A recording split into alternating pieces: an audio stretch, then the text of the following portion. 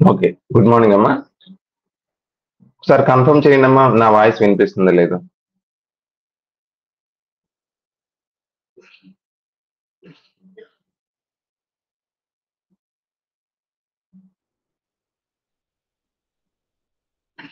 Okay.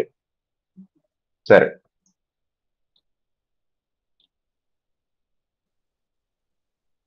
So నిన్న మనం discuss చేస్తున్న కాన్సెప్ట్ ఏంటి అంటే I reiterate when a charged particle is subjected to an electric field or a magnetic field. ఓకేనా? ఒక చార్జ్డ్ పార్టికల్ ని అది రెస్ట్ లో ఉండొచ్చు.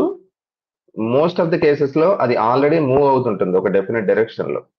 అలాంటి ఒక చార్జ్డ్ పార్టికల్ మీద ఎలక్ట్రిక్ ఫీల్డ్ కానీ మ్యాగ్నెటిక్ ఫీల్డ్ కానీ యాక్ట్ చేస్తే దాని భవిష్యత్తు ఏంటి అంటే అది ఎలా ట్రావెల్ చేస్తుంది? ఓకేనా? అసలు ఏమీ ఇన్ఫ్లుయెన్స్ ఉండదా? లేకపోతే ఇన్ఫ్లుయెన్స్ ఉంటే డైరెక్షన్ మారుతుందా? లేకపోతే దాని యొక్క ట్రెజెక్టరీ ఏంటన్నది మనం స్టడీ చేస్తున్నాం. సో ఫస్ట్ ఎలక్ట్రిక్ ఫీల్డ్ చూసాం అనుకోండి. ఎలక్ట్రిక్ ఫీల్డ్ లో మళ్ళీ 3 కేసెస్. ఓకేనా? So moving charge in electric field లో 3 సబ్ కేసెస్ ఏంటవి? ఫస్ట్ది యూనిఫామ్ ఎలక్ట్రిక్ ఫీల్డ్. అంటే ఇక్కడ ఎలక్ట్రిక్ ఫీల్డ్ ఎలా ఉందంటే రాముడు మంచిపాలుడు లాగా స్టడీగా ఉందంతే. ఓకేనా? చార్జ్డ్ పార్టికల్ రెస్ట్ లో ఉండొచ్చు, లేకపోతే ఫర్ ఎగ్జాంపుల్ అదే డైరెక్షన్ లో మూవ్ అవుతూ ఉండొచ్చు. అప్పుడు ఏమవుతుంది? సింపుల్ గా ఏది కూడా బై హార్ట్ చేయకండి. జస్ట్ మనం ఆల్రెడీ చాలా కాన్సెప్ట్ నేర్చుకున్నాం కాబట్టి దాన్ని ఉపయోగించి ట్రెజెక్టరీ మీరు ఎక్స్ప్లెయిన్ చేయడానికి ట్రై చేయండి. That's the correct way. ఓకేనా? సో మీకు తెలియాల్సిన ఫండమెంటల్ విషయం ఏంటి ఇక్కడ? ఎలక్ట్రిక్ ఫోర్స్ అనేది it always acts in the direction of the electric field. Okay, మనకి ఎక్స్ప్రెషన్ తెలుసు కదా, F is equal to q E bar. So ఈ formula F is equal to q E bar. So F bar అనేది ఎప్పుడు కూడా ఈ bar direction లోనే ఉంటుంది. ఇప్పుడు ఎలక్ట్రిక్ ఫీల్డ్ ఏ డైరెక్షన్ లో ఉందో ఫోర్స్ కూడా అదే డైరెక్షన్ లో పనిచేస్తుంది కాబట్టి స్టేషనరీగా ఉన్న చార్జ్డ్ పార్టికల్ ఏమవుతుంది చెప్పండి? మూవ్ అవుతుంది. లేకపోతే ఆల్రెడీ మూవ్ అవుతుంటే అలాగే మూవ్ అవుతుంది. సో ట్రజెక్టరీ మనం ఏం చెప్పొచ్చు? ఫస్ట్ కేస్ లో స్ట్రైట్ లైన్ అని చెప్పొచ్చు. ఈ second case important. Perpendicular electric field అంటే అర్థం ఏంటి? పార్టికల్ ఆల్రెడీ ఎక్స్ డైరెక్షన్ లో మూవ్ అవుతుంది అనుకోండి విత్ డెఫినెట్ వెలాసిటీ. ఈసారి ఎలక్ట్రిక్ ఫీల్డ్ ఏ డైరెక్షన్ లో పనిచేస్తుంది? వై డైరెక్షన్ లో పనిచేస్తుంది. ఎలక్ట్రిక్ ఫీల్డ్ వల్ల వచ్చే ఫోర్స్ ఏ డైరెక్షన్ లో పనిచేస్తుంది చెప్పండి?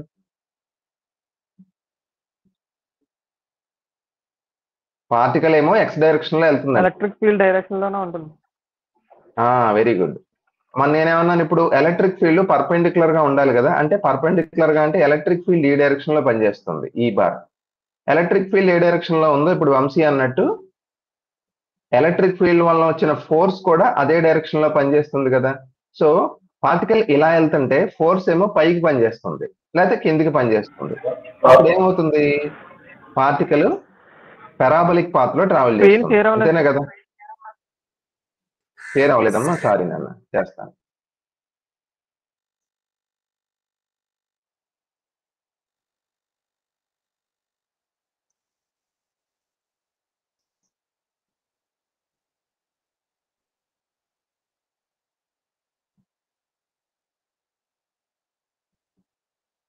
ఓకే, చూడండి.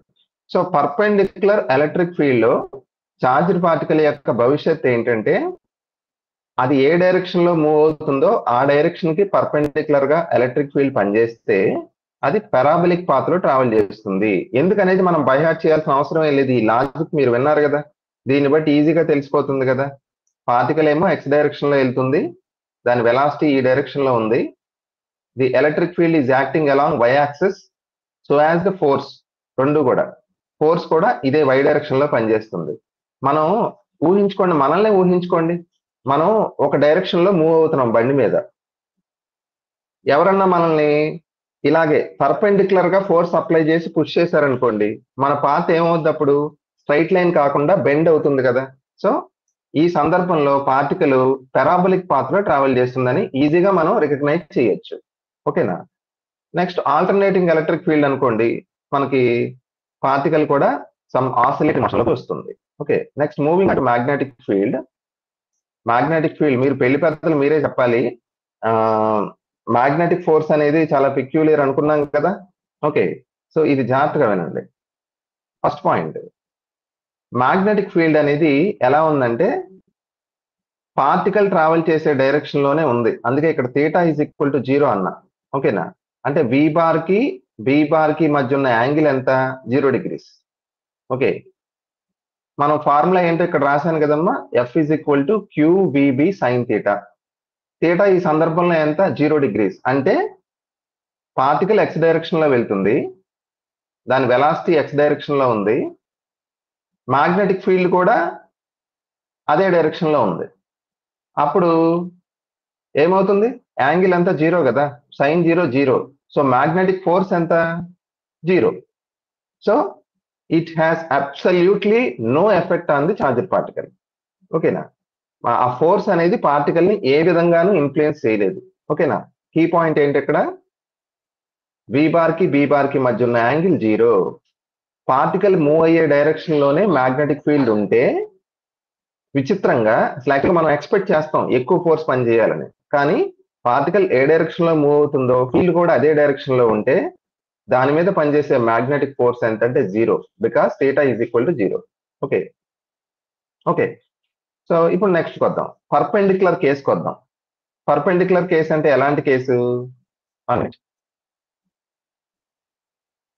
ఎలాంటి కేసు అంటే ఈసారి పార్టికల్ ఏమో ఇలాగా ఎక్స్ డైరెక్షన్ లో మూవ్ అవుతుందండి.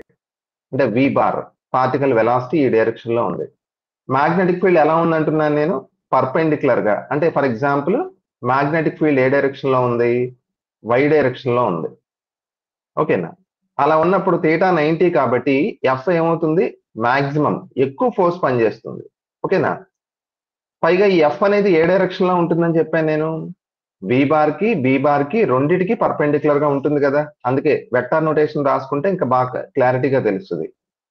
F is equal to q into v bar cross B bar. So the magnetic force acts perpendicular to both v bar and B bar. అంటే ఈసారి ఫోర్స్ ఏ డైరెక్షన్ లో పనిచేస్తుంది అంటే జెడ్ డైరెక్షన్ లో.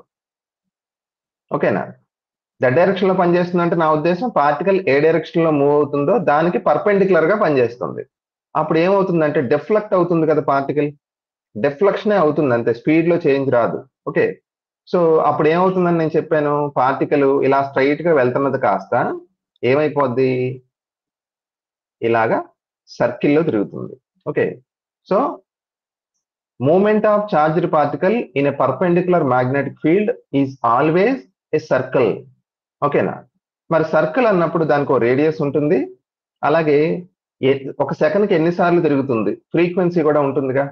ఆ రెండు చాలా ఇంపార్టెంట్ ఫార్ములాస్, నెక్స్ట్ మనం సైక్లోట్రాన్ లో అవే ఉపయోగపడతాయి. ఓకే, సో సర్కిల్ యొక్క రేడియస్ ఎంత అంటే ఎంవి బై క్యూబి.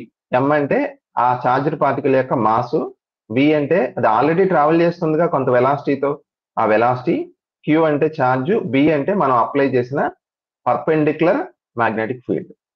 అలాగే ఫ్రీక్వెన్సీ ఎంత అంటే number of circles per second, QB by 2πm. ఓకేనా, ఈ రెండు ఇంపార్టెంట్. మూడో కేసు చూడండి, ఇంకా చాలా ఇంట్రెస్టింగ్ గా ఉంటుంది. మూడో కేసు ఏంటంటే ఇప్పుడు మ్యాగ్నెటిక్ ఫీల్డ్ ఏ డైరెక్షన్ లో ఉందంటే ఫస్ట్ కేసు లాగా ప్యారలల్ గా లేదు, అంటే థీటా ఈక్వల్ టు 0 కాదు, అలాగే సెకండ్ కేసు లాగా పర్పెండిక్యులర్ కాదు, అంటే theta is neither 0 degrees Nar 90 degrees, ఏదో సమ్ 30-40 డిగ్రీస్ యాంగిల్ చేస్తుంది. మరి అప్పుడు ఏంటి సార్? అప్పుడు ఏమవుతుంది సార్ అంటే మనం అప్పుడు మ్యాగ్నెటిక్ ఫోర్స్ ని రెండు కాంపోనెంట్స్ కింద డివైడ్ చేయాలి. ఒకటి ప్యారలల్ కాంపోనెంట్, రెండోది పర్పెండిక్యులర్ కాంపోనెంట్. మరి ఆ సందర్భంలో పార్టికల్ ట్రజెక్టరీ ఏమవుద్ది సార్ అంటే హెలికల్ పాత్ అని చెప్పాలి. హెలికల్ అంటే మీకు తెలుసు కదా, స్పైరల్ నోట్బుక్ ఐడియా ఉందిగా మీకు? స్పైరల్ నోట్బుక్ లో స్ప్రింగ్ ఉంటుంది చూసారమ్మా, ఆ స్ప్రింగ్ ఎలాగైతే ఈ స్పైరలింగ్ చేస్తూ ఉంటుందో అలా ఉంటుంది పార్టికల్ యొక్క ట్రజెక్టరీ, హెలిక్స్ అంటాం. ఓకే, అంటే నేను చూడండి ఏమవుతుందంటే ఇలా వెళ్తుంది కదా, ఇలా వెళ్తూ ఏమవుతుంది, ఇలా ఇలా మూవ్ అవుతుంది పార్టికల్, హెలికల్ పాత్. మీరు అబ్జర్వ్ చేయొచ్చు, ఈ సర్క్యులర్ మోషన్ ఏమో దేని వల్ల వస్తుంది? Perpendicular component of magnetic force వల్ల. ఈ సర్క్యులర్ పాత్ కాకుండా ఇది ఎక్స్ డైరెక్షన్ లో కూడా మూవ్ అవుతుందిగా స్ట్రైట్ గా. అది ఎందుకు వస్తుందంటే ఈ ప్యారలల్ కాంపోనెంట్ విఎక్స్ ఉంది కదా, ఎక్స్ డైరెక్షన్ లో కొంత వెలాసిటీ వచ్చింది కదా దానికి, ఆ వెలాసిటీ వలన ఇది. ఇక్కడ పిచ్ అనే క్వాంటిటీ ఒక డిఫైన్ చేయాలి. పిచ్ అంటే ఏంటంటే ఈ రెండు సర్కిల్స్ మధ్య ఉన్న డిస్టెన్స్ ని పిచ్ అంటారు. ఓకేనా? అది ఎంత అంటే 2πm. విఎక్స్ అంటే ఎక్స్ డైరెక్షన్ లో దాని velocity by Q B. Okay, so ఇవి పక్కా క్లారిటీ ఉండాలండి. ఓకేనా? ఎలక్ట్రిక్ ఫీల్డ్ ప్యారలల్ గా ఉంటే ఏంటి, పర్పెండిక్యులర్ గా ఉంటే ఏంటి, అలాగే మ్యాగ్నెటిక్ ఫీల్డ్ ప్యారలల్ గా ఉంటే సినిమా క్లోజ్, థియేటర్ మూసేది. అదే మ్యాగ్నెటిక్ ఫీల్డ్ పర్పెండిక్యులర్ గా ఉంటే సర్కిల్, రేడియస్, ఫ్రీక్వెన్సీ. ఒకవేళ మ్యాగ్నెటిక్ ఫీల్డ్ పర్పెండిక్యులర్ గా లేదు, ప్యారలల్ గా లేదు, ఇంటర్మీడియట్ గా ఉంది, అప్పుడు మూవింగ్ సర్కిల్ వస్తుంది. దీన్ని మనం ఏమనుకోవచ్చు, ఒక మూవింగ్ సర్కిల్ అనుకోవచ్చు కదా, దాన్నే మనం హెలిక్స్ అంటున్నాం. ఓకేనా? ఆ హెలిక్స్ సంబంధించి పిచ్ అనే ప్రాపర్టీ, దానికి formula 2πm V X by Q B. Okay, so ఇదమ్మా క్లారిటీ. నెక్స్ట్ హాల్ ఎఫెక్ట్కి వెళ్దాం. హాల్ ఎఫెక్ట్ అనేది మ్యాగ్నెటిక్ ఫోర్స్ గురించి మీకు డీటెయిల్ గా నేను చెప్పాను కాబట్టి హాల్ ఎఫెక్ట్ అర్థం చేసుకోవడం చాలా తేలిక. ఓకేనా? చూడండి, నేను ఒక కండక్టర్ తీసుకున్నాను. ఇదే కరెంట్ క్యారీయింగ్ కండక్టర్. ఒక బ్లాక్, ఒక డస్టర్ అనుకోండి, మన లెక్చరర్ వాడే డస్టర్. ఓకేనా? 3 డైరెక్షన్స్ ఉంటాయి కమ్మా. ఇది ఎక్స్, ఇది ఎక్స్, ఇదేమో వై, ఈ హైట్ ఉంది చూసారా, దాన్ని జెడ్ అనుకోండి. ఇప్పుడు మనకి ఇది కండక్టర్ కాబట్టి ఇందులో కరెంట్ పాస్ అవుతుంది కదమ్మా. కరెంట్ ఏ డైరెక్షన్ లో పాస్ అవుతుంది అంటే ఇక్కడ చూపించాను చూడండి, ఐ ఎక్స్ డైరెక్షన్ లో పాస్ అవుతుంది. ఓకేనా? కరెంట్ అంటే ఏంటి, చార్జర్ పార్టికల్స్ మూవ్ అవడమే కదా. అంటే ఇది ఏ డైరెక్షన్, వి బార్ డైరెక్షనే కదా ఇండైరెక్ట్ గా. ఐ అన్నా వి బార్ అన్నా ఒకటే కదా. అలాగే మ్యాగ్నెటిక్ ఫీల్డ్ మరి ఏ డైరెక్షన్ లో ఉందంటే దీనికి పర్పెండిక్యులర్ గా ఉంది, అంటే అలాంగ్ వై యాక్సెస్ ఉంది. సో చూడండి, ఇది వై డైరెక్షన్ లో బి చూపించాను కదా, ఇది. ఇప్పుడు ఎవరైనా చెప్పండి, మ్యాగ్నెటిక్ ఫోర్స్ ఏ డైరెక్షన్ లో ఉంటుంది? జెడ్ డైరెక్షన్ లో, అంతే కదా. మనం నేర్చుకున్నది అదే కదా, F is equal to q into v bar cross B bar. So v bar కి బి బార్ కి రెండిటికి పర్పెండిక్యులర్ గా ఉంటుంది ఎఫ్. సో ఎక్స్ యాక్సిస్ కి వై యాక్సిస్ కి రెండిటికి పర్పెండిక్యులర్ గా ఉండే డైరెక్షన్ ఏంటి, జెడ్ యాక్సిస్ కదా. సో ఎఫ్ చూడండి ఇలా పైకి పనిచేస్తుంది. దానివల్ల ఏమవుతుందంటే ఎలక్ట్రాన్స్ ఇలా మూవ్ అవుతుంటాయి కదమ్మా. మామూలుగా అయితే ఎలా మూవ్ అవుతున్నాయి, అవి ఎక్స్ డైరెక్షన్ లో మూవ్ అవుతున్నాయి. కానీ ఈ మ్యాగ్నెటిక్ ఫోర్స్ వాటి మీద పనిచేసి ఈ ఎలక్ట్రాన్స్ పైకి పుష్ అవుతాయి. అంటే ఈ సర్ఫేస్ మీద నెగిటివ్ ఛార్జ్ క్రియేట్ అవుతుంది. ఈ సర్ఫేస్ మీద నెగిటివ్ ఛార్జ్ క్రియేట్ అయిందంటే అర్థం దీని ఆపోజిట్ సర్ఫేస్ మీద పాజిటివ్ ఛార్జ్ క్రియేట్ అయినట్టే కదా. అంటే ఇక్కడ ఏమవుతుంది అబ్జర్వ్ చేయండి, ఈ మ్యాగ్నెటిక్ ఫోర్స్ అనే కనిపించని ఈ సో కాల్డ్ ఈ దెయ్యమో ఈ భూతమో వలన ఏం జరుగుతుందంటే ఆపోజిట్ సైడ్స్ మధ్య వోల్టేజ్ డెవలప్ అవుతుంది. అంతేగా, ఒక సర్ఫేస్ నెగిటివ్ గా ఛార్జ్ అయ్యి ఇంకో సర్ఫేస్ ఆపోజిట్ సర్ఫేస్ పాజిటివ్ గా ఛార్జ్ అయితే వోల్టేజ్ డెవలప్ అవుతుందిగా రెండు సర్ఫేస్ల మధ్య. అదేగా హాల్ ఎఫెక్ట్ అంటే. ఆ వోల్టేజ్ ని మనం మెజర్ చేసి చాలా విషయాలు కనుక్కోవచ్చు. దాన్ని మనం హాల్ వోల్టేజ్ అంటాం. ఓకే, సో ఇక్కడ చూడండి హాల్ ఎఫెక్ట్ అంటే ఏంటో ఒకసారి చదువుతాను మళ్ళీ. When magnetic field is applied perpendicular to current carrying conductor. అంతే కదా.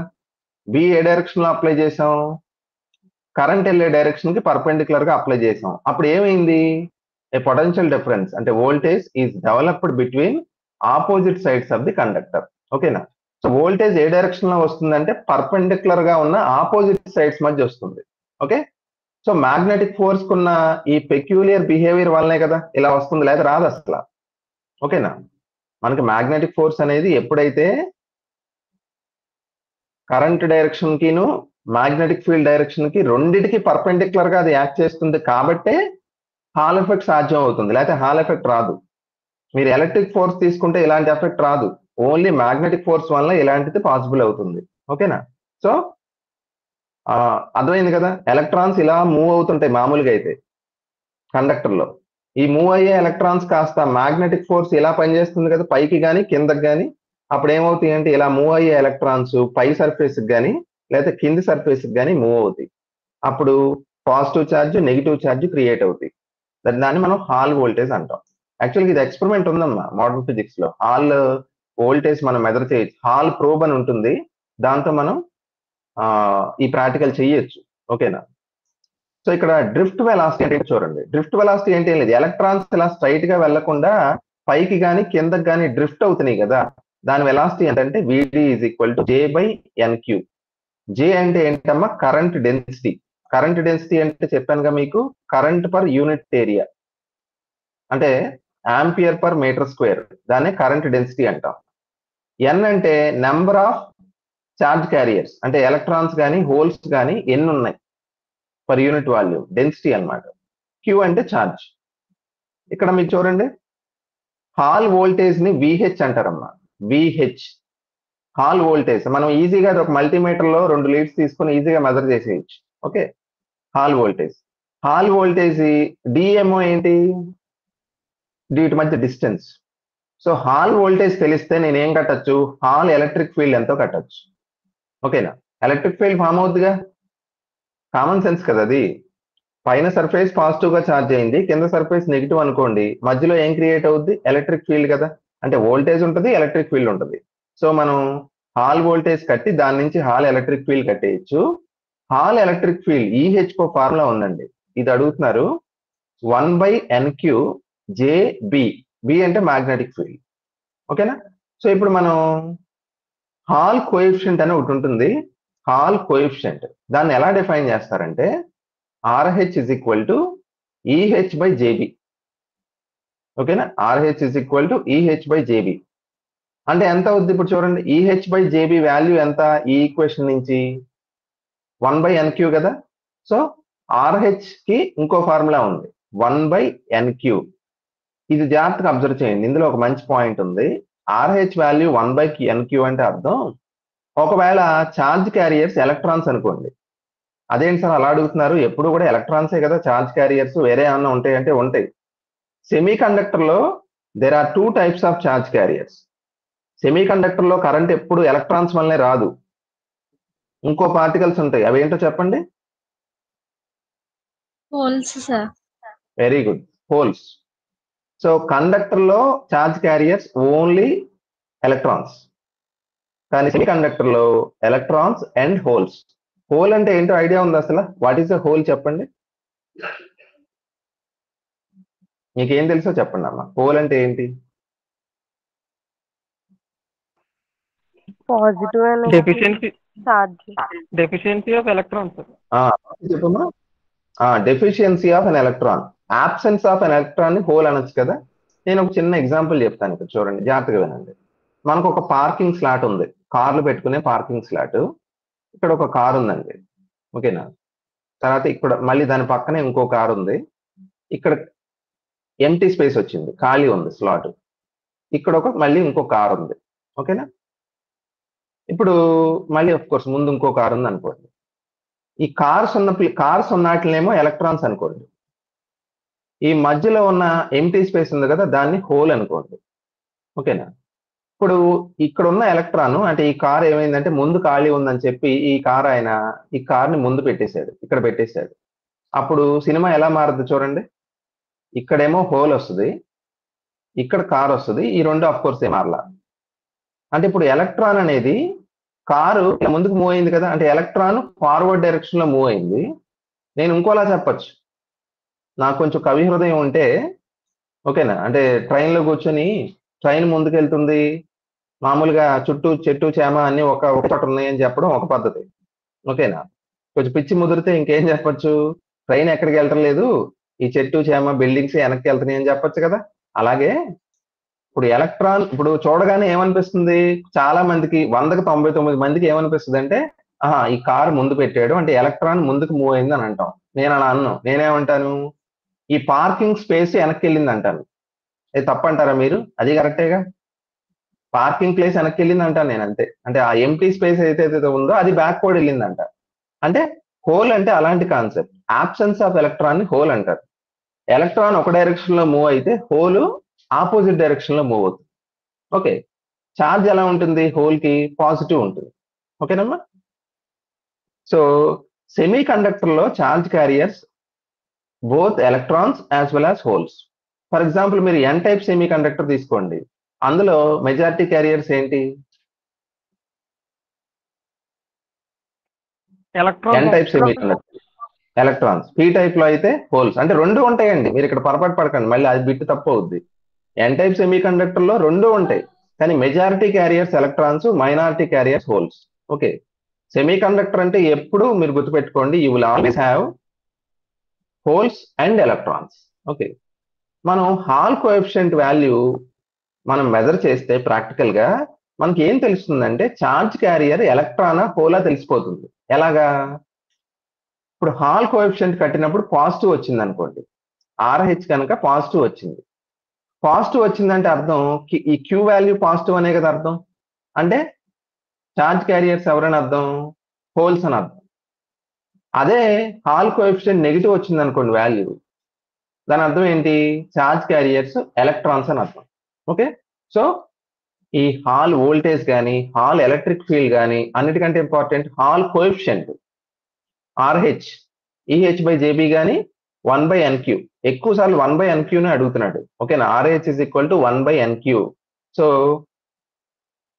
ఈ హాల్ కోఎఫిషియంట్ కాన్సెప్ట్ చాలా ఇంపార్టెంట్ అమ్మా. ఓకేనా, సో ఇక్కడ మొబిలిటీ అనే ఒక కాన్సెప్ట్ డిఫైన్ చేస్తారు. మొబిలిటీ అంటే ఎంత ఈజీగా ఛార్జ్ క్యారియర్ మూవ్ అవుతుందో దాన్ని మొబిలిటీ అంటారు. మొబిలిటీకి ఫార్ములా ఏంటంటే సిగ్మా ఇంటూ ఆర్హెచ్. సిగ్మా అంటే కండక్టివిటీ, అంటే conductivity. Okay, mu is equal to sigma into RH. Okay, ఇది ప్రీవియస్ పేపర్స్ లో అయితే నెంబర్ ఆఫ్ టైమ్స్ అడిగాడమ్మా. What is the relation between mobility of a charge carrier and Hall coefficient? Mu is equal to sigma into RH. ఓకేనా, అలాగే RH is equal to 1/NQ అని కూడా అడిగారు. Hall effect అర్థమైంది కదా, ఎలక్ట్రాన్స్ ఇలా move అవుతున్నప్పుడు ఎందుకు ఆపోజిట్ సైడ్స్ మధ్య వోల్టేజ్ వస్తుందో తెలియాలి మీకు. మ్యాగ్నెటిక్ ఫోర్స్ అనేది దాని నేచర్, అది పర్పెండిక్యులర్ గా పనిచేస్తుంది. ఓకే, ఇది హాల్ ఎఫెక్ట్ అమ్మా. Next cyclotron. మనకి సైక్లోట్రాన్ కానీ లేకపోతే బీటాట్రాన్ అని ఇంకో కాన్సెప్ట్ వస్తుందండి. బీటాట్రాన్ మీకు ట్రాన్ అనే పదం వచ్చిందంటే ట్రాన్ అది ఒక పార్టికల్ యాక్సలరేటర్ అని గుర్తుపెట్టుకోండి. Particle accelerator. పార్టికల్ యాక్సలరేటర్స్ ఏంటంటే అవి పార్టికల్ ఫిజిక్స్ లో చాలా చాలా ఇంపార్టెంట్ ఇన్స్ట్రుమెంట్స్ అవి. ఓకేనా, అవి ఏం చేస్తాయి అంటే పార్టికల్స్ ని ఆ పేరులో ఉన్నట్టుగానే యాక్సలరేట్ చేస్తాయి. యాక్సలరేట్ చేస్తాయి అంటే చాలా ఫాస్ట్ గా ట్రావెల్ చేసేలాగా వాటిని పరిగెట్టిస్తాయి. ఎంత స్పీడ్ కి? ఆల్మోస్ట్ లైట్ స్పీడ్ కి. లైట్ స్పీడ్ కి వెళ్ళటం సాధ్యం కాదు, మనకు తెలుసు రిలేటివిటీ ప్రకారం. 99.9% of the speed of light కి పార్టికల్స్ ని యాక్సలరేట్ చేస్తాయి. అంటే ప్రోటాన్స్ అవ్వచ్చు, ఎలక్ట్రాన్స్ అవ్వచ్చు, ఇలాంటి సబటామిక్ పార్టికల్స్ ని దే యాక్సలరేట్. యాక్సలరేట్ చేయించి ఏం చేస్తాయి సార్ అంటే కొల్లైడ్ చేయిస్తాయి. మీకు రీసెంట్ గా ఇలాంటి ఎక్స్పెరిమెంట్ ఒకటి జరిగింది. రీసెంట్ గా అంటే నా ఉద్దేశం ఒక 6-7 ఏళ్ళు అయిపోయింది. సెర్న్ వాళ్ళు ఫ్రాన్స్ స్విట్జర్లాండ్ బార్డర్ లో ఒక ఎక్స్పెరిమెంట్ చేశారు. చాలా పాపులర్ ఎక్స్పెరిమెంట్. కొన్నాళ్ళు గొడవ కూడా జరిగింది యాక్చువల్ గా. ఆ ఎక్స్పెరిమెంట్ లో బ్లాక్ హోల్స్ పడతాయి అని చెప్పి ఎక్స్పెరిమెంట్ ఆపేయమని కొంతమంది జ్యుడిషియల్ గా అప్రోచ్ అయ్యారు. కానీ అఫ్ కోర్స్ అది సైంటిఫిక్ గా తప్పు కాబట్టి అలాంటిది ఏం చేయలేదు. Experiment went on well and మనం ఒక కొత్త పార్టికల్ కనుక్కున్నాం. ఓకేనా, అసలు పార్టికల్ యాక్సలరేటర్స్ యొక్క పర్పస్ ఏంటో తెలుసా? అవి ఏం చేస్తాయో చెప్పాను. పార్టికల్స్ ని లైట్ స్పీడ్ కి పరిగెట్టించి వాటిని కొల్లైడ్ చేస్తాయి. ఆ కొలిజన్ లో మనకి కొన్ని కొత్త పార్టికల్స్ పుడతాయండి, ఎక్స్ట్రీమ్లీ షార్ట్ పార్టికల్స్. అలా మాయమై అలా ప్రత్యక్షమై అలా మాయమైపోతాయి అంతే. ఓకేనా, అలాంటి పార్టికల్స్ ని మనం డిటెక్ట్ చేస్తాం. ఈ పార్టికల్ జూ అంటే నెంబర్ ఆఫ్ పార్టికల్స్ ఉంటాయి కదండి. స్టాండర్డ్ మోడల్ ప్రకారం 12 పార్టికల్స్ ఫండమెంటల్, కానీ షార్ట్ లివ్డ్ పార్టికల్స్ చాలా ఉంటాయి.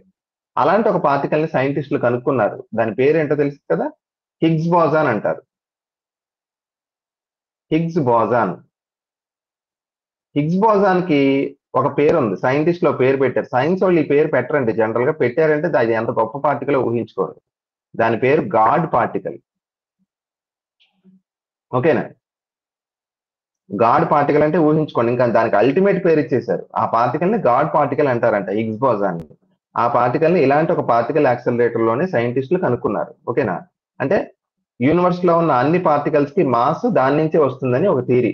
అది ఇంట్రెస్ట్ ఉంటే నేను చెప్తాను. ఓకేనా, సో పార్టికల్ యాక్సలరేటర్స్ ఏం చేస్తాయి అర్థమైంది కదా. ఇప్పుడు మీకు అర్థం కావాల్సిన పాయింట్ ఏంటంటే ఎందుకు యాక్సలరేట్ చేయాలి, యాక్సలరేట్ చేసి కొల్లైడ్ చేస్తే ఎందుకు కొత్త పార్టికల్స్ వస్తాయి అంటే ఏం లేదండి. ఇప్పుడు కోకోనట్ ఉందండి, అదే ఒక పార్టికల్ అనుకోండి. ఆ కోకోనట్ అనే పార్టికల్ లోపల ఇంకేం పార్టికల్స్ ఉన్నాయి, కొత్త పార్టికల్స్. ఎలా కనుక్కుంటాం మనం? అసలు కోకోనట్ ని ఫస్ట్ టైం చూసారు మీరు జీవితంలో, దాని లోపల కొద్ది పల్ప్ ఉంటుందని, వాటర్ ఉంటుందని ఇవేం తెలియదు మీకు. ఏం చేయాలి మీరు? ఇలా తీసుకుని నెమ్మదిగా టిక్ టిక్ అని కొడితే అది పగులుతుందా? పగలదు కదా. చాలా హై స్పీడ్ తో మనం దాన్ని నేలకేసి కొడితే అప్పుడు అది పగులుతుంది. అలాగే ఈ పార్టికల్స్, ఇప్పుడు కొబ్బరికాయలు అనుకోండి, ఇవి ఎప్పుడు పగిలి కొత్త పార్టికల్స్ వస్తాయి? మనం వాటిని ఫాస్ట్ గా మూవ్ చేయించి ఒక ఏమంటారంటే సొరంగాలు ఉంటాయి లోపల, ఓకేనా, సర్క్యులర్ పాత్ లో ట్రావెల్ చేసుకుని కొన్ని పార్టికల్స్ ఏమో క్లాక్ వైజ్ లో వస్తాయి, కొన్ని పార్టికల్స్ యాంటీ క్లాక్ లో వస్తాయి. ఈ రెండు కొల్లైడ్ అయినప్పుడు మనకి కొన్ని కొత్త పార్టికల్స్ పుడతాయి అన్నమాట. పుట్టి మనకి ఫోటోకి పోజ్ ఇచ్చి సెల్ఫీ తీసుకునే దాకా కూర్చోవయి ఒక నానో సెకండ్ పాటు లేకపోతే ఒక పీకో సెకండ్ పాటు అవి అలా ప్రత్యక్షమై మళ్ళీ ఇంకో పార్టికల్ లాగా డికే అయిపోతాయి. సో మనలాగా సెల్ఫీ తీసుకునేలాగా అంతసేపు కూర్చోవయి. సో ఆ పీకో సెకండ్ ఫ్రేమ్ లోనే దాన్ని కనుక్కోవాలి. సూపర్ కంప్యూటర్స్ ఉపయోగపడతాయి దీనికి, ఓకేనా. సో మనం సైక్లోట్రాన్ లో ఉన్న ప్రిన్సిపల్ ఏంటంటే అదొక పార్టికల్ యాక్సలరేటర్. అందులో 2 డీస్ ఉంటాయండి, అంటే ఇలా ఉంటుంది, 2 డీస్ ఉంటాయి. ఓకే, మనం దీనికి ఏం అప్లై చేస్తామంటే ఎలాగ పార్టికల్స్ ని యాక్సలరేట్ చేస్తాం? నేను ఒక విషయం అడుగుతాను, చెప్పండి, మీకు ఎంతవరకు కాన్సెప్ట్ అర్థమైందో తెలుస్తుంది. ఇప్పుడు నేను ప్రోటాన్స్ ని యాక్సలరేట్ చేయించాలి, వాటి స్పీడ్ ని పెంచాలి, ఎంతకి? లైట్ స్పీడ్ కి పెంచాలి. నాకు ఎలక్ట్రిక్ ఫీల్డ్ ఉపయోగపడద్దా, మ్యాగ్నెటిక్ ఫీల్డ్ ఉపయోగపడద్దా?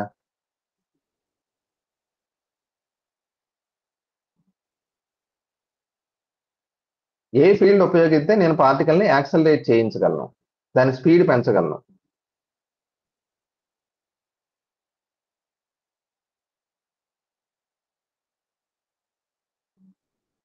ఏమా? ఎలక్ట్రిక్ ఫీల్డ్, మ్యాగ్నెటిక్ ఫీల్డ్ బాగా electric field discuss. Sir. Electric field. Why not magnetic field?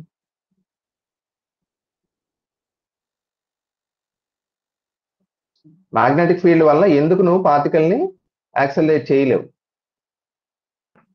ఎందుకంటే ఎలక్ట్రిక్ ఫీల్డ్ లో ఫోర్స్ అనేది పార్టికల్ మోషన్ డైరెక్షన్ ఉంటుంది కదా. కాదమ్మా, మ్యాగ్నెటిక్ ఫీల్డ్ వల్ల పార్టికల్ యొక్క స్పీడ్ మారుద్దని చెప్పానా నేను? డైరెక్షన్ మారుతుందని చెప్పారు సార్, స్పీడ్ చేంజ్ అది అవుతుంది.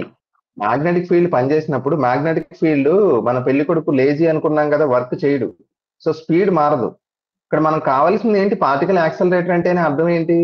పార్టికల్స్ ని స్పీడ్ అప్ చేయాలి, లైట్ స్పీడ్ కి పెంచాలి వాటి స్పీడ్ ని. అప్పుడు నీకు మ్యాగ్నెటిక్ ఫీల్డ్ ఏ విధంగానూ ఉపయోగపడదు.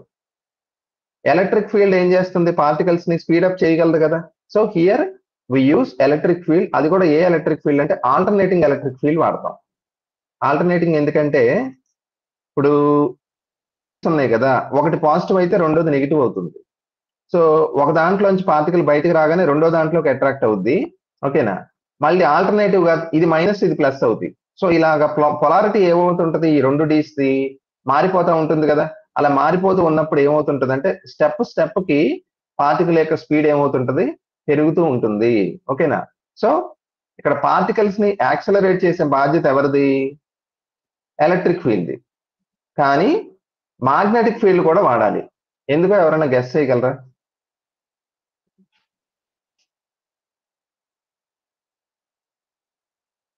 ఇప్పుడు ఒక మూవీ పార్టికల్ మీద మ్యాగ్నెటిక్ ఫీల్డ్ పనిచేసింది అనుకోండి పర్పెండిక్యులర్ గా, ఆ పార్టికల్ ఏ డైరెక్షన్ లో ట్రావెల్ చేస్తుందని చెప్పాను? ఏ ట్రాజెక్టరీలో? పెరాబోలా పాత్ అన్నారు. పెరాబోలా దేంట్లో? ఎలక్ట్రిక్ ఫీల్డ్ కదా నాన్న. సర్కిల్ కదా. ఇప్పుడు నేను ఒక ఎగ్జాంపుల్ చెప్తానండి. ఇప్పుడు ఒక దొంగ దొరికాడండి, అయితే దొంగతనం చేస్తే దొరికిపోయాడు, వాడిని పోలీస్ స్టేషన్ తీసుకెళ్ళాం. వాడికి సమ్ పనిష్మెంట్ ఇవ్వాలి. అంటే ఇప్పుడు పార్టికల్ ని స్పీడప్ చేయడం కదా, యాక్సలరేట్ చేయడం లాగా వాడికి బాగా మనం కోటింగ్ ఇవ్వాలి, ఓకేనా. ఇవ్వాలంటే ఇప్పుడు ఎలక్ట్రిక్ ఫీల్డ్ అప్లై చేసాం అంటే ఒక ఎస్ఐ ఉన్నాడు, లాఠీ పట్టుకొని బాగా కోటింగ్ ఇస్తున్నాడు అనుకోండి, ఓకేనా. సో వాడు అలా కొడుతున్నప్పుడు వీడు ఏదో మనం సినిమా ఉంది కదా, సినిమాలో బ్రహ్మానందం కొట్టండి నాకేం దెబ్బలు తగలదని చెప్పి అలాగా ఉంటాడు. ఎన్ని దెబ్బలన్నా కొట్టించుకుంటాడు. అలా ఉండదుగా జనరల్ గా.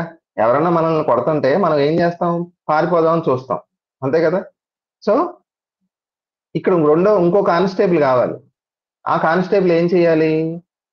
ఒకడు కోటింగ్ ఇస్తుంటే రెండో వ్యక్తి ఏం చేయాలి? వాడిని పారిపోకుండా పట్టుకోవాలి. అప్పుడు సక్సెస్ఫుల్ గా ఆ కార్యక్రమం జరుగుతుంది. అంతేనా కదా? ఇప్పుడు నేను ఏమంటున్నానంటే, మనం అప్లై చేసిన ఆల్టర్నేటింగ్ ఎలక్ట్రిక్ ఫీల్డ్ ఏమో పార్టికల్ ని నెమ్మదిగా ఏం చేస్తుంది? దాని స్పీడ్ ని పెంచుతుంది కాదంటలా. స్పీడ్ పెరిగినప్పుడు పార్టికల్ కైనెటిక్ ఎనర్జీ పెరిగినట్టే కదా. అప్పుడు ఆ పార్టికల్ ఏమవుద్ది? ఎక్కడికో వెళ్ళిపోద్ది కదా, మన దగ్గర ఉండదు కదా. సో పార్టికల్ ని ఎక్కడికి పారిపోకుండా ఒక జైల్లో వేసి ఒక సర్కిల్లో తిప్పాలంటే ఎవరు ఉపయోగపడతారు మనకి? మ్యాగ్నెటిక్ ఫోర్స్ కదా. అందుకే పార్టికల్ యాక్సలరేటర్స్ లో రెండు కావాలి. ఎలక్ట్రిక్ ఫీల్డ్ ఏమో స్పీడప్ చేయడానికి, మ్యాగ్నెటిక్ ఫీల్డ్ ఏమో ఆ పార్టికల్ ఎక్కడికి వెళ్ళిపోకుండా ఒక సర్కిల్లోనే తిరగాలి అంటే మ్యాగ్నెటిక్ ఫీల్డ్ కావాలి. అందుకేనా? So both electric as well as magnetic fields are used. Actual గా మనకు దేని పాత్ర ఎక్కువ అంటే మ్యాగ్నెటిక్ ఫీల్డ్ పాత్రే ఎక్కువ. ఇప్పుడు కొడతాం ఏముంది? ఎవడన్నా కొడతాడు. అది పారిపోకుండా పట్టుకోవడమే కష్టం. ఓకేనా? సో ఆ విధంగా మనకు మ్యాగ్నెటిక్ ఫీల్డ్ చాలా ఉపయోగపడుతుందండి. So that the particles even when they acquire speeds they only travel in a circle path. కదా సర్కిల్ ఏమవుతుందంటే నెమ్మదిగా పెద్ద సర్కిల్ అవుతుంది. సర్కిల్ పెద్దదవుతుందంటే దాని యొక్క స్పీడ్ కూడా పెరుగుతున్నట్టు లెక్క. ఓకేనా? సో చూడండి, ఇప్పుడు పార్టికల్ సర్కిల్లో తిరుగుతుందని చెప్పాను కదా. దాని యొక్క రేడియస్ ఎంత అంటే ఆల్రెడీ మనం రాసాం, ఇది mv/qb. ఫ్రీక్వెన్సీ ఎంత? ఆల్రెడీ రాసింది ఇది కూడా, qb/2πm. అంటే సర్కిల్లో తిరుగుతున్నప్పుడు దాని ఫ్రీక్వెన్సీ. ఎనర్జీ ఎంత ఉంటుందంటే r²q²b²/2m.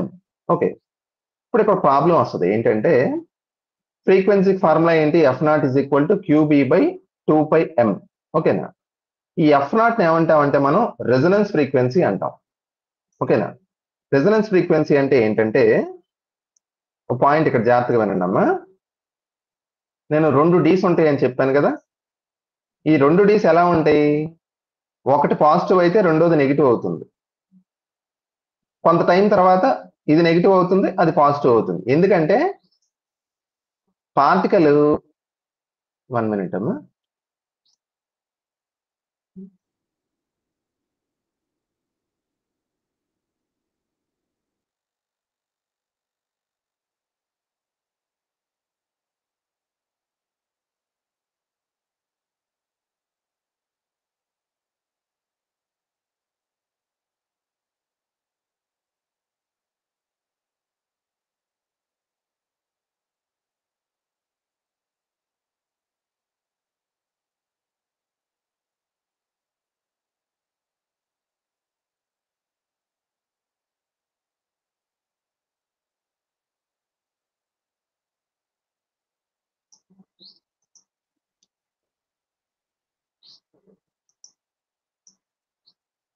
ఓకే చూడండి, ఇక్కడ పాయింట్ ఏంటంటేనమ్మా, పార్టికల్ ఇలా లోపలికి ఎంటర్ అయిన తర్వాత, ఓకేనా, స్పీడప్ అవుతుంది, ఇలా సర్కిల్లో బెండ్ అవుతుంది మ్యాగ్నెటిక్ ఫీల్డ్ వలన. ఇది బయటకు వచ్చే టైంకి ఇది ఏమైపోవాలి?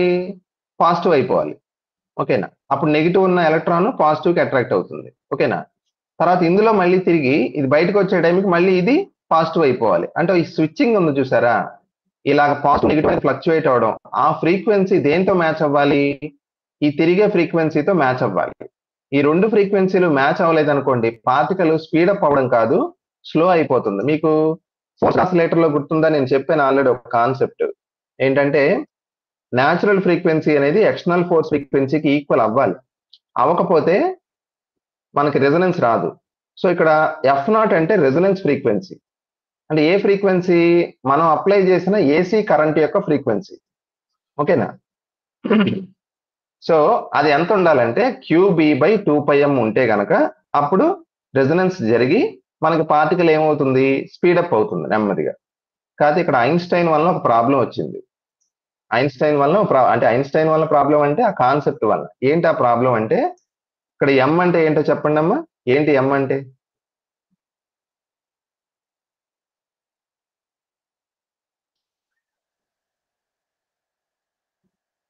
Mass of the electron.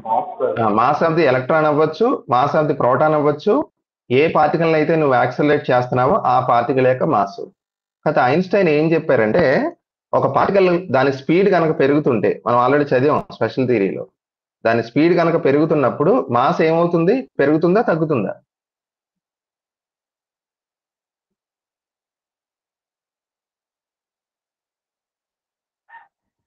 తగ్గుతుంది సార్. తగ్గదమ్మా, పెరుగుతుంది. మీకు ఇంపార్టెంట్ చెప్పాను కదా, ఎంత స్పీడ్ గా పార్టికల్ ట్రావెల్ చేస్తే దాని మాస్ అంత పెరుగుతుంది. ఓకేనా? దానికి ఫార్ములా కూడా చెప్పాను. m is equal to m0 by square root of 1 minus v square by c square. m0 ఏమో రెస్ట్ లో ఉన్నప్పుడు మాసు, పార్టికల్ ఎంత స్పీడ్ గా ట్రావెల్ చేస్తే దాని మాస్ అంత పెరుగుతుంది. ఓకేనా? సో ఇప్పుడు ఏమవుతుందో చూడండి. f0 అంటే మనం అప్లై చేసిన ఏసీ వోల్టేజ్ యొక్క ఫ్రీక్వెన్సీ. ఓకేనా?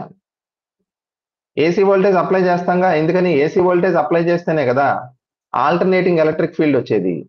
మ్యాగ్నెటిక్ ఫీల్డ్ ఆఫ్ కోర్స్ అది బి. ఇప్పుడు నేను ఏమంటున్నానంటే, ఈ ఎల్హెచ్ఎస్ ఆర్హెచ్ఎస్ ఈక్వల్ గా ఉండాలి. ఆ రెండు ఈక్వల్ గా లేకపోతే రెజనెన్స్ రాదు, పార్టికల్ యాక్సలరేటర్ పనిచేయదు. ఓకేనా? సో ఇప్పుడు మనం ఏం చూస్తున్నాం, ఐన్స్టైన్ చెప్పిన రిలేటివిటీ థియరీ ప్రకారం మాస్ అనేది ఏమవుతుంది, పార్టికల్ స్పీడప్ అయ్యే కొద్దికి దాని మాస్ ఏమవుతుంది, పెరుగుతుంది, అంటే బరువు అయిపోతుంది పార్టికల్. సో m వాల్యూ పెరిగినప్పుడు ఈ క్యూబీ బై 2πm వాల్యూ ఏమవుతుంది, తగ్గిపోతుందిగా. ఓకేనా? క్యూబీ బై 2πm వాల్యూ తగ్గిపోయిందంటే ఇప్పుడు మళ్ళీ రెండు ఈక్వల్ అవుతాయి, అంటే రెజనెన్స్ రాదు. ఓకేనా? సో ఈ ప్రాబ్లమ్ ని మనం ఎలా ఓవర్కమ్ చేయాలి? ఓకేనా? ఎలా ఓవర్కమ్ చేయాలంటే చూడండి, అంటే ఇక్కడ ఏమవుతుంది, అవుట్ ఆఫ్ ఫేజ్ రెండు ఫేజ్ లో ఉండవు, రెండు ఈక్వల్ గా ఉండవు, అప్పుడు రెజనెన్స్ రాదు. అందుకే మనం ఏం చేయాలంటే ఈ ప్రాబ్లమ్ ని రెండు రకాలుగా ఓవర్కమ్ చేయొచ్చు. ఓకేనా? ఒక విధం ఏంటంటే, ఇప్పుడు ఎల్హెచ్ఎస్ ఆర్హెచ్ఎస్ రెండు ఈక్వల్ గా ఉండాలి కదా. అలా ఉండాలి అంటే మనం ఏం చేయాలి, ఇప్పుడు ఎం పెరగడం వల్ల ఆర్హెచ్ఎస్ వాల్యూ తగ్గిపోయింది, అంతేగా. అప్పుడు ఎల్హెచ్ఎస్ ను కూడా తగ్గించాం అనుకోండి, ఎల్హెచ్ఎస్ అంటే ఏంటి, ఫ్రీక్వెన్సీ కదా. సో మనం గనక మన ఫ్రీక్వెన్సీ మనం అప్లై చేస్తున్నాం కదా, ఏసీ ఫ్రీక్వెన్సీ, అది తగ్గించాం అనుకోండి, దేనికి తగ్గట్టుగా ఆర్హెచ్ఎస్ ఎంత తగ్గిందో ఎల్హెచ్ఎస్ కూడా తగ్గిస్తే అప్పుడు మళ్ళీ రెండు ఈక్వల్ అవుతాయిగా. అలా చేస్తే కనుక ఆ పార్టికల్ యాక్సలరేటర్ ని సింక్రోసైక్లోట్రాన్ అంటారు. సింక్రోసైక్లోట్రాన్. సో సింక్రోసైక్లోట్రాన్ లో రెజొనెన్స్ ని మనం ఎలాగ మేనేజ్ చేస్తాం, ఎలా బ్యాలెన్స్ చేస్తాం అంటే ఫ్రీక్వెన్సీని తగ్గిస్తాం. అప్పుడు ఫ్రీక్వెన్సీని తగ్గించినప్పుడు బీని ఏం మార్చక్కర్లేదుగా, అది కాన్స్టెంట్ గా ఉంటుంది. ఓకేనా? సో ఫ్రీక్వెన్సీని తగ్గించి, ఏసీ ఫ్రీక్వెన్సీని తగ్గించి రెజొనెన్స్ తీసుకొస్తే దాన్ని సింక్రోసైక్లోట్రాన్ అంటారు. ఇప్పుడు ఇంకో సొల్యూషన్ ఉంది, చెప్పండి ఎవరన్నా. ఫ్రీక్వెన్సీని మార్చకుండా ఇంకే విధంగా మనం రెండింటిని బ్యాలెన్స్ చేయొచ్చు? ఈక్వేషన్ చూడండి ఒకసారి.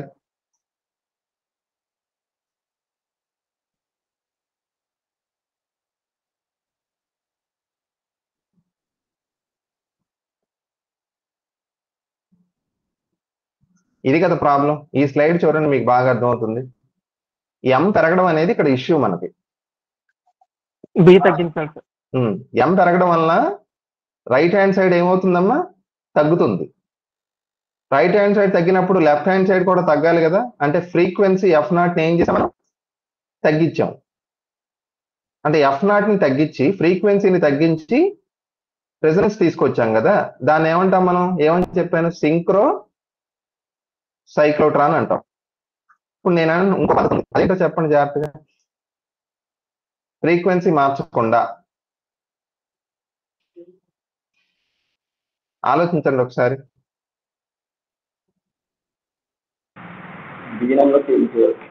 గట్టిగా చెప్పినాను వెంకటేష్.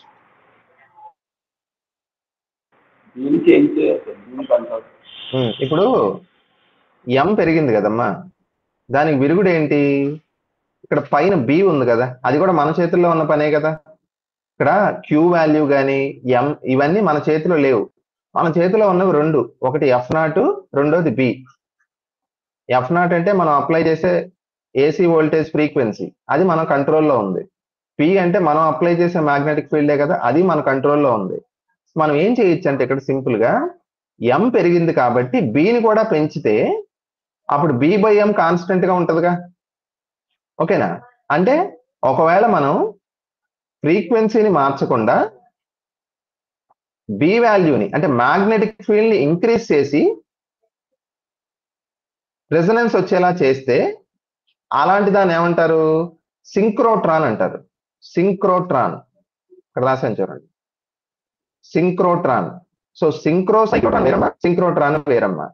అంటే ఏంటి తేడా అంటే రెజొనెన్స్ ని ఎలా మెయింటైన్ చేస్తాం అన్నదే తేడా. ఓకేనా? ఫ్రీక్వెన్సీని తగ్గించి బీని కాన్స్టెంట్ గా ఉంచి ఫ్రీక్వెన్సీని తగ్గించి రెజొనెన్స్ బ్యాలెన్స్ చేస్తే అది సింక్రో సైక్లోట్రాన్ అమ్మా. అలా కాకుండా మనం ఫ్రీక్వెన్సీని కాన్స్టెంట్ గా పెట్టి మ్యాగ్నెటిక్ ఫీల్డ్ ని m తో పాటు ఇంక్రీజ్ చేస్తే అదేంటది?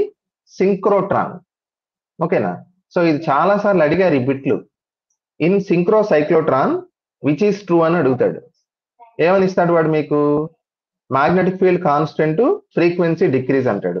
Magnetic field constant, frequency increase అంటాడు. ఇప్పుడు దేని కాన్స్టెంట్ గా పెట్టి దేన్ని ఇంక్రీజ్ చేస్తున్నామని తెలియడమే కాదు, ఇంక్రీజ్ చేస్తామా డిక్రీజ్ చేస్తామా కూడా తెలియాలి.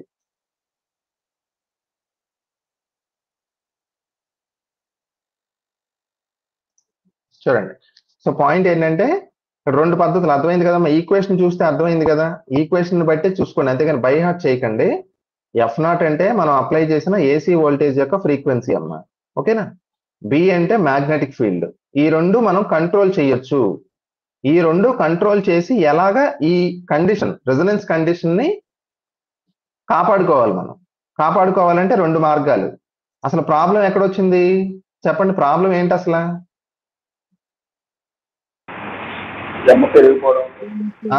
ఐన్స్టైన్ యొక్క రిలేటివిస్టిక్ మాస్ వల్ల m అనేది పెరిగిపోతుంది. m పెరిగిపోతున్నప్పుడు RHS ఏమైపోతుంది? తగ్గిపోతుంది. దీని వాల్యూ తగ్గిపోతుంది. అప్పుడు ఏం చేయాలి? మనం దీన్ని తగ్గించేయాలి. ఓకేనా? సో మనం అప్లై చేసే ఏసీ ఫ్రీక్వెన్సీని కూడా తగ్గించేసామనుకో రెండు ఈక్వల్ అయిపోతాయి. అది సింక్రో సైక్లోట్రాన్.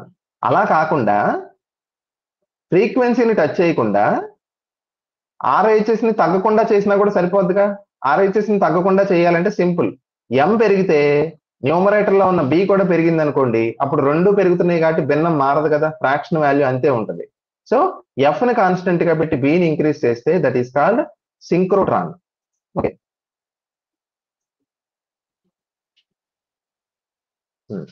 నెక్స్ట్ కొన్ని ఫార్ములాస్ వస్తాయి చూడండి. సో ఇక్కడతో పార్టికల్ యాక్సెలరేటర్ డిస్కషన్ అయిపోయింది.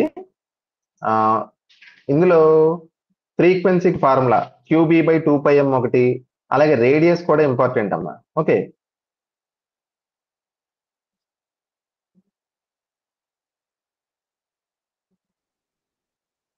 తర్వాత ఇక్కడ ఒక పాయింట్ అడుగుతారండి, ఏంటంటే F కి ఫార్ములా ఏముందమ్మా? F is equal to QB/2πm. ఓకేనా? ఫ్రీక్వెన్సీ దేని మీద డిపెండ్ అవుతుందని అడుగుతాడు. దేని మీద డిపెండ్ అవుతుందంటే మనం ఎమ్మటే ఏం చెప్తాం? మ్యాగ్నెటిక్ ఫీల్డ్ మీద అని చెప్తాం. ఓకేనా?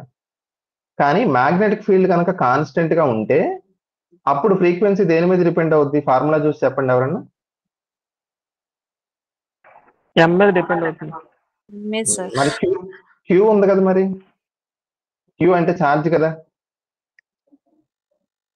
ఇక్కడ ఏంటంటే ఎక్స్పెరిమెంట్ ఒకటి చేస్తున్నప్పుడు మీకు ఐడియా ఉండే ఉంటుంది, there are two types of parameters in experiments. A set of parameters which we can control.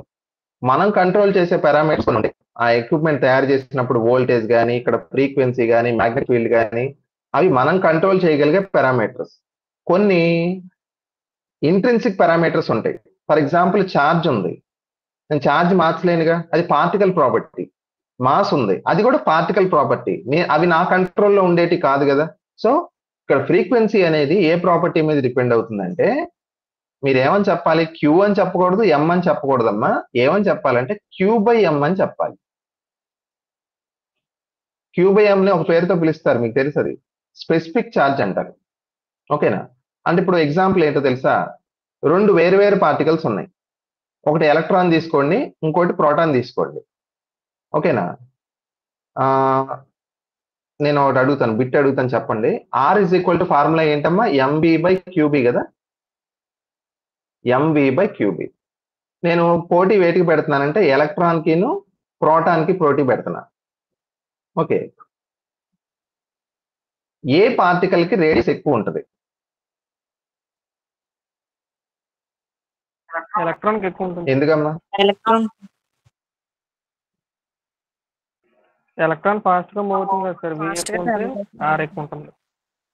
కాదు కాదు, ఈ రేడియస్ ఫార్ములా చూసి చెప్పండి. ఎంబీ బై క్యూబీ కదా, ఇందులో బి అంటే మ్యాగ్నెటిక్ ఫీల్డ్, అది కాన్స్టెంట్, నేనేం మార్చట్లేదు, రెండింటికి సమానంగా ఇస్తున్నాను మ్యాగ్నెటిక్ ఫీల్డ్.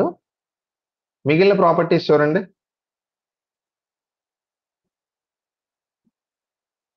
మీరు ఏమేమి చూడాలి? 3 చూడాలి. ఎం చూడాలి, బి చూడాలి, క్యూ చూడాలి. క్యూ అనేది రెండింటికి ఒకటే కదా, ఎలక్ట్రాన్ కి నెగిటివ్ ఉంటే ప్రోటాన్ కి పాజిటివ్. సో క్యూ బి రెండు పక్కన పడేయండి. ఇంక ఏ రెండింటిని కంపేర్ చేయాలి నువ్వు? మాస్ ని వెలాసిటీని పోల్చాలి, అంతేనా కదమ్మా? ఆ రెండింటి పరంగా చెప్పండి, రేడియస్ దేనికి ఎక్కువ ఉండే ఛాన్స్ ఉంది?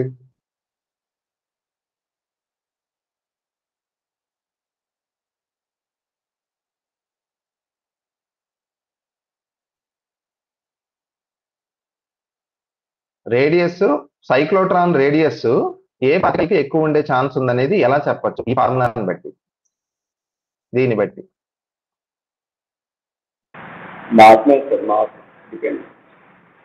అంటే నువ్వు అవుట్ లైన్ గా ఒక మాట చెప్పేసి, ఎలక్ట్రాన్ రేడియస్ పెద్దదా, ప్రోటాన్ పెద్దదా?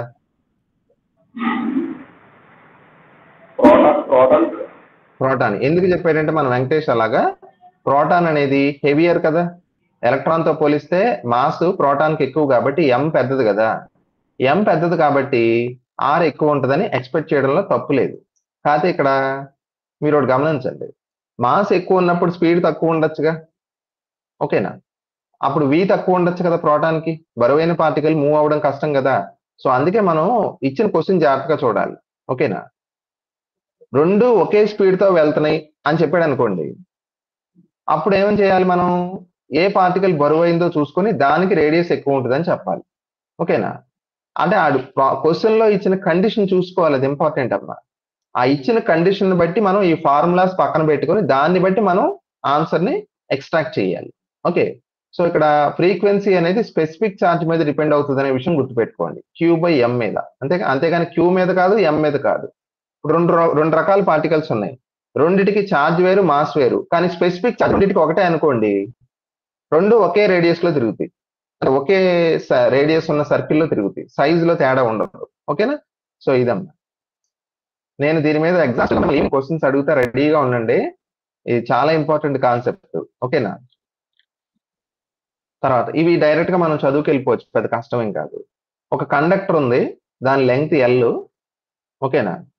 దానిలో ఐ అనే కరెంట్ పాస్ అవుతుంది. కండక్టర్ అంటేనే ఏంటి? కరెంట్ని మోసుకెళ్ళేది కదా. ఐ కరెంట్ పాస్ అయ్యే ఒక కండక్టర్ ఆఫ్ లెంగ్త్ ఎల్, దాన్ని మనం మ్యాగ్నెటిక్ ఫీల్డ్ లో పెట్టాం, ఓకేనా? దాని మీద పనిచేసే ఫోర్స్ ఎంత అంటే FR is equal to I into L bar cross B bar. ఇక్కడ ఎల్ బార్ ఎందుకు వచ్చిందో తెలుసా? లెంగ్త్ డైరెక్షన్ లోనే కదా మనకు కరెంట్ పాస్ అయ్యేది. సో అందుకని ఇక్కడ వి బార్ అనుకోండి దీన్ని, ఓకేనా? దీని ఫార్ములా ఈజీ గుర్తుపెట్టుకోవచ్చు, bill sine theta. Bill sine theta మీకు ఆల్రెడీ నేను చెప్పాను. ఫోర్స్ ఏ డైరెక్షన్ లో పనిచేస్తుందో కనుక్కోవాలంటే ఫ్లెమింగ్స్ లెఫ్ట్ హ్యాండ్ రూల్ వాడాలని చెప్పాను, గుర్తుంది కదా. ఇండ్యూస్డ్ కరెంట్ డైరెక్షన్ తెలుసుకోవాలంటే ఎలా వాడాలి? Right hand rule sir. ఓకేనా? సో ఒక కండక్టర్ మీద పనిచేసే ఫోర్స్ ఎంత అంటే బిల్ సైన్ థీటా, అలా గుర్తుపెట్టుకోండి, బిల్, బిఏఎల్. అలాగే రెండు కండక్టర్స్ ఉన్నాయండి, ఒకటి కాదు ఇక్కడ రెండు ఉన్నాయి. ఇక్కడ నేను డయాగ్రామ్ వేస్తున్నాను చూడండి, ఇది ఒక కండక్టర్, దీనిలో కరెంట్ ఇలా పాస్ అవుతుంది I1. ఇంకో కండక్టర్ ఉంది, అందులో కరెంట్ ఏమో సేమ్ డైరెక్షన్ లో I2 కరెంట్ పాస్ అవుతుంది. వీటి మధ్య ఏముంటుందంటే ఫోర్స్ ఉంటుందండి, ఫోర్స్. దానికి formula force per unit length L, అంటే రెండింటి యొక్క పొడవు ఎల్ అనుకుంటే యూనిట్ లెంగ్త్ కి పనిచేసే ఫోర్స్ ఎంత అంటే μ0 I1 I2 బై 2πr, ఓకేనా? ఇక్కడ మనకి అడిగే ప్రశ్న ఏంటంటే ఇది కాదు, ఈ ఫార్ములా ఇంపార్టెంటే కాదంటలా, μ0 I1 I2 బై 2πr. రెండిటి మధ్య అట్రాక్షన్ ఎప్పుడు ఉంటుంది, రిపల్షన్ ఎప్పుడు ఉంటుంది, అది ఇంపార్టెంట్ అమ్మా.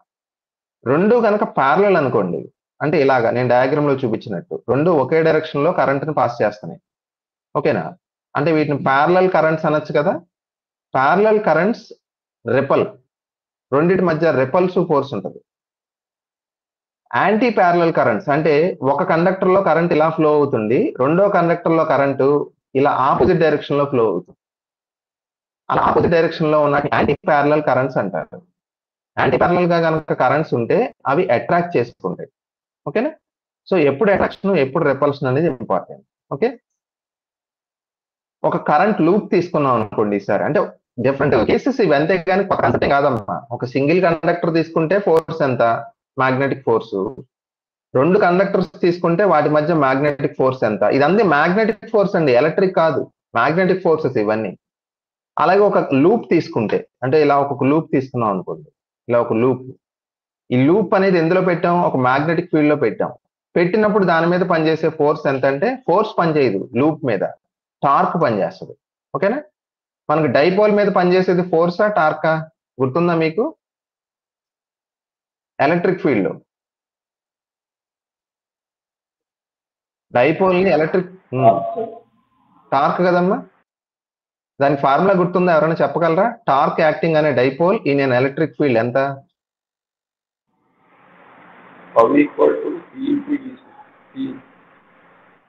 P bar into E bar, sir. B bar into E bar కాదు నాన్న, P bar cross E bar. ఓకేనా? సో పి సైన్ థీటా అని చెప్పాను. సేమ్ అదే కాన్సెప్ట్. ఇక్కడ ఒక కరెంట్ లూప్ ఉంది, దాన్ని మనం మ్యాగ్నెటిక్ ఫీల్డ్ లో పెట్టాం, దాని మీద టార్క్ పనిచేస్తుంది. ఓకేనా? So torque is equal to formula ఏంటి, NI A bar, A bar కాదు, M bar, M bar, M bar cross B bar. M అంటే ఆ మ్యాగ్నెటిక్ ఇది వస్తుంది కదా, ఎం బార్. 1 minute అమ్మా.